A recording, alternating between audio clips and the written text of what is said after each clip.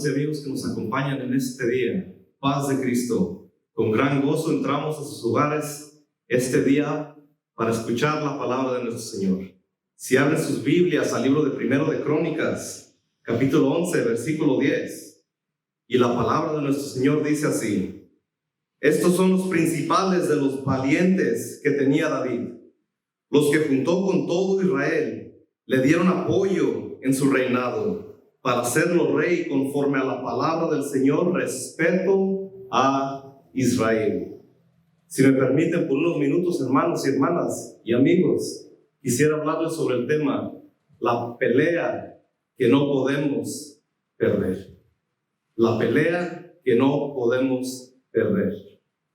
Leemos en la Biblia de estos hombres valientes de David, hombres que eran también perseguidos por Saúl, hombres que vivían angustia, hombres que tenían deudas, hombres que no eran felices, y aparte de tener a sus familias, habían perdido todo lo que tenían.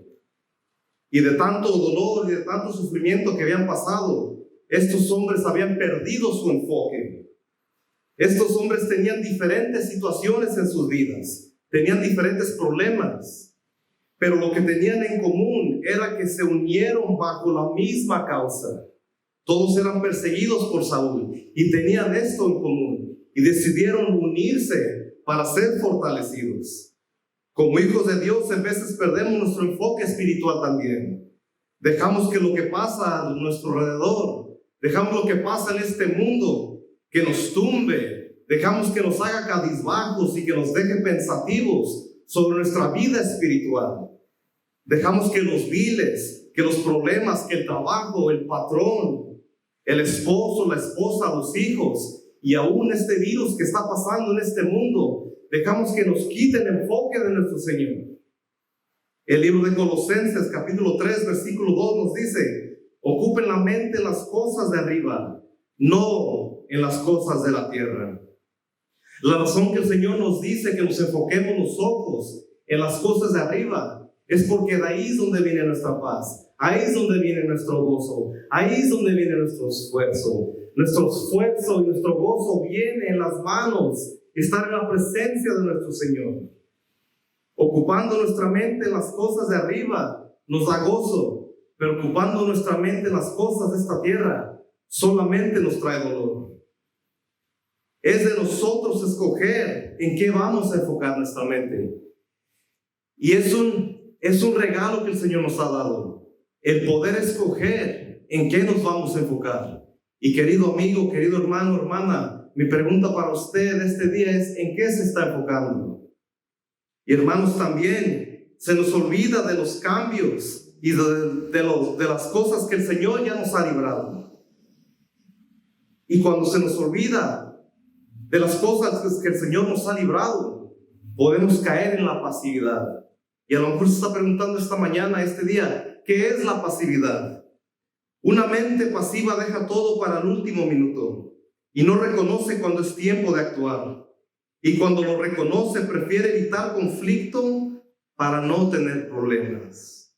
Nos volvemos pasivos sobre las cosas que importan y valoramos lo que en verdad no importa.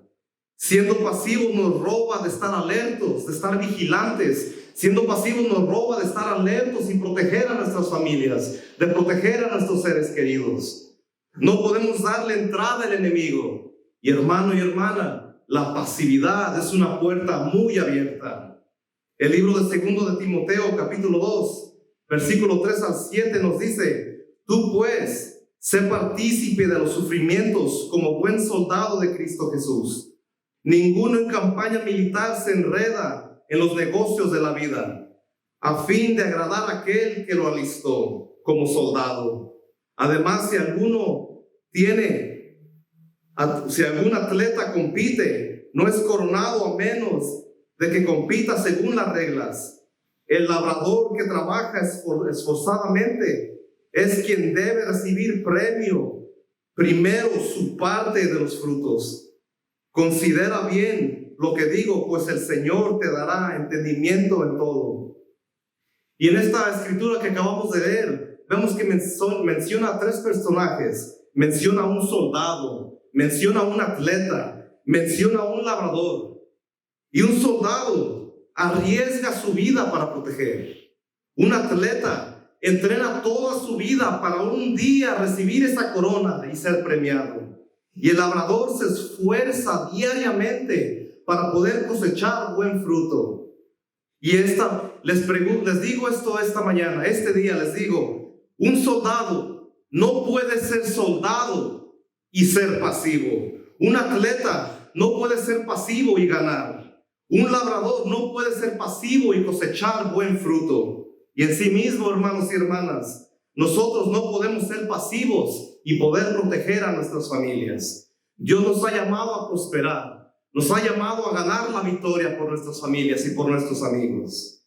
El libro de Salmos, capítulo 92, versículo 12 al 13 nos dice: el justo florecerá como la palmera, crecerá alto como el cedro en el Líbano.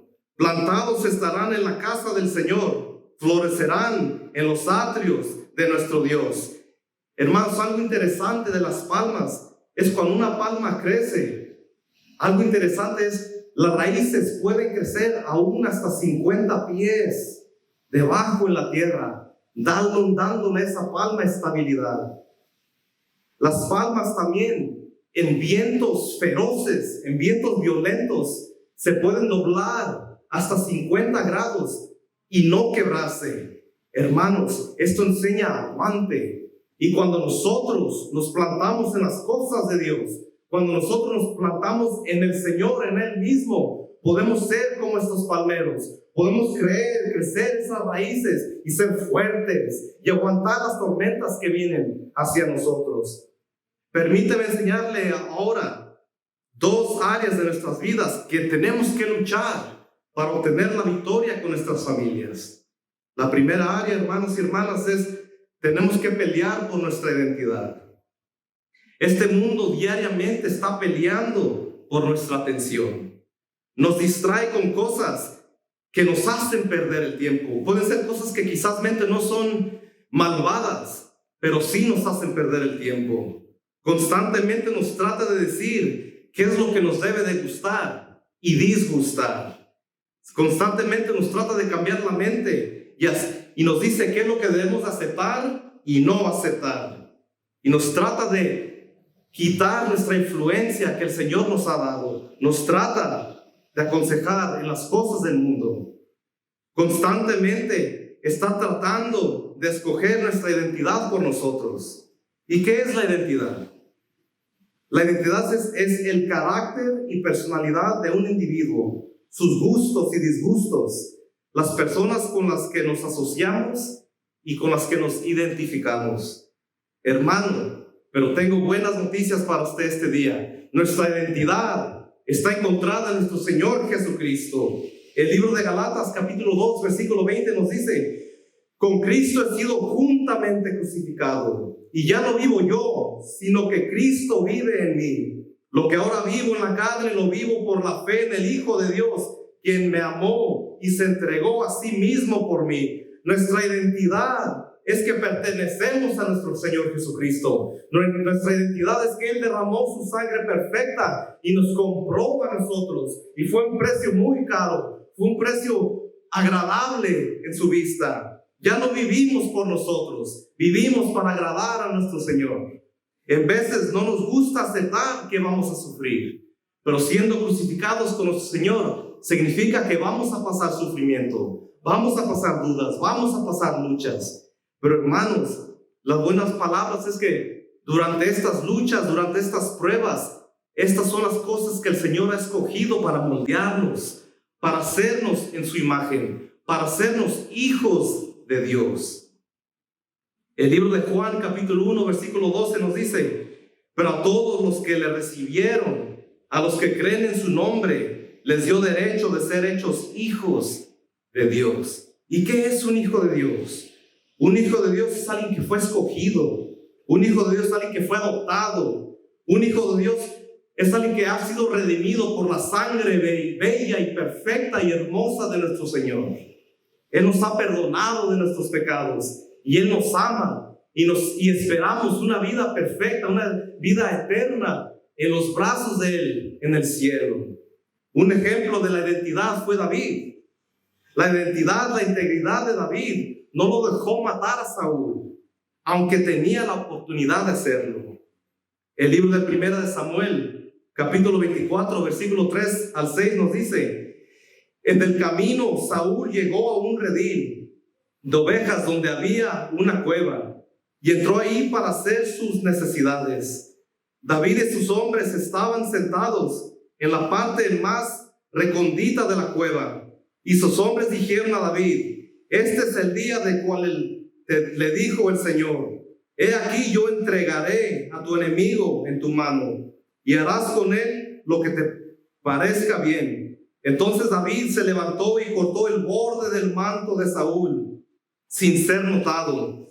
Sucedió después de esto que el corazón de David le golpeaba por haber cortado el borde del manto de Saúl.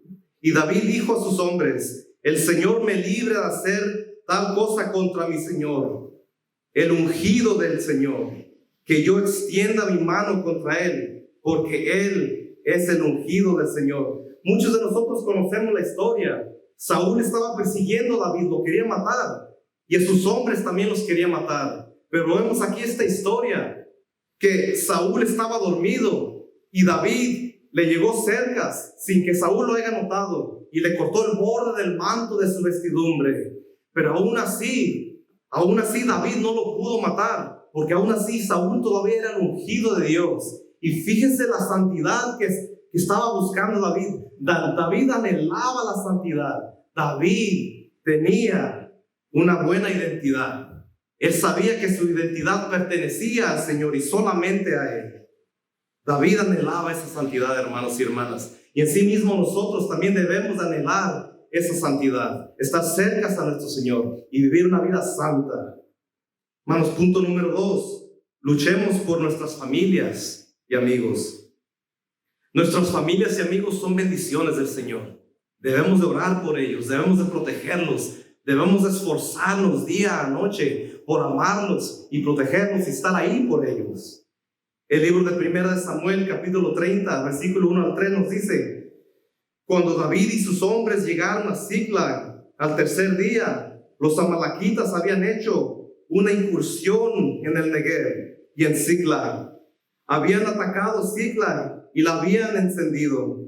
También se había llevado cautivos a las mujeres y a todos los que estaban allí en ella, desde el menor hasta el mayor, pero no mataron a nadie, sino que los tomaron cautivos y siguieron su camino. David y sus hombres llegaron a la ciudad, y he aquí que estaba encendida, y que sus mujeres, sus hijos y sus hijas habían sido llevadas cautivos. Hermanos, ¿qué haría usted si llegara a su hogar y su hogar estaba encendido? Su esposa o su esposo ya no estaban ahí, fueron robados, sus hijos ya no estaban, y todo lo que le pertenecía a usted estaba destruido. Estoy seguro que a lo mejor le haya causado tristeza, dolor, sufrimiento, enojo. Y esto exactamente fue lo que le pasó a David. Pero David no dejó que ese sentimiento lo parara. David se esforzó en el Señor. La palabra de Dios dice que David se fortaleció en Jehová su Dios. La palabra de Dios dice que David los persiguió y David los atacó. Y David recuperó todo lo que el enemigo le había robado. Y hermanos, quizás hay cosas en este día que el enemigo le ha robado a usted. Pero la palabra de Dios dice que si esas cosas no le pertenecen al enemigo, fortalezcas en el Señor, pelee, vaya ante el trono de nuestro Señor arrodillado y pídale al Señor por la victoria. Y el Señor se la dará. Como vemos, nuestro Señor le dio la victoria a David. Si leemos la palabra de nuestro Señor en el libro de Primera de Samuel, capítulo 30, versículo 18 al 19, nos dice: así libró David todo lo que había tomado los amalequitas. Asimismo, David libró a sus 2 mujeres. No les faltó cosa alguna, ni pequeña ni grande, ni de los hijos, ni de las hijas, ni de las cosas robadas, ni nada de cuanto habían tomado para sí. Todo lo recuperó David. No algo, todo lo recuperó David. Y si el enemigo le ha robado algo a usted en este día, luche, hermano, pídale al Señor. ayune, venga ante el trono de nuestro Señor y luche, y el Señor se la recuperará. Pero hermanos, también quiero decirles algo este día. Quizás su vida, el enemigo no le ha robado cosas. Puede ser que su vida está yendo perfectamente bien. Aún ayune, aún ore, aún venga al trono de nuestro Señor. ¿Para qué esperar hasta que las cosas se pongan peor para venir a nuestro Señor? Fortalezcámonos en el Señor ahora. Pidámosles ayuda a nuestro Dios. Pidámosles ayuda a nuestros hermanos y hermanas. Si leemos la Escritura, David no peleó solo. Él tenía sus hombres. Y en sí mismo, hermanos y hermanas, no lo vamos a hacer si no más peleamos solos. Nos necesitamos unos a los otros. Necesitamos a nuestro Señor. Y necesitamos a nuestros hermanos. Necesitamos a nuestras hermanas. Si nuestros hermanos y hermanas no la vamos a hacer. Seamos transparentes unos con los otros. Y seamos dispuestos a ayudarnos unos a los otros. Dios honra la mansedumbre y la humildad.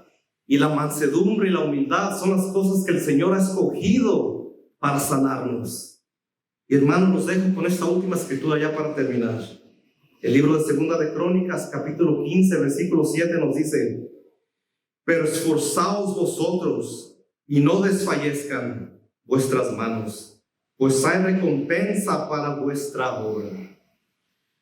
Podemos recibir la victoria por nuestra identidad. Podemos recibir la victoria por nuestras familias, pero debemos esforzarnos. Vayamos ante nuestro Señor, inclinemos nuestro rostro. Padre nuestro, te damos gracias este día, Señor. Te damos gracias, Señor, que sabemos que nuestras fuerzas, Señor, vienen de ti y no de nosotros. Cuando nos humillamos ante tu trono, Señor, cuando nos esforzamos en ti, Señor, tú nos enseñas, tú nos guías, tú nos enseñarás el camino apropiado en que tomar. Ayúdanos, Señor, aunque a lo mejor pasamos cosas difíciles, ayúdanos, Señor, a buscar siempre tu palabra y esforzarnos siempre en ti para tener la victoria, Señor, en nuestra identidad, para tener la victoria sobre nuestras familias. Mis hermanos y hermanas, mi deseo es que el Señor los bendiga. Adiós.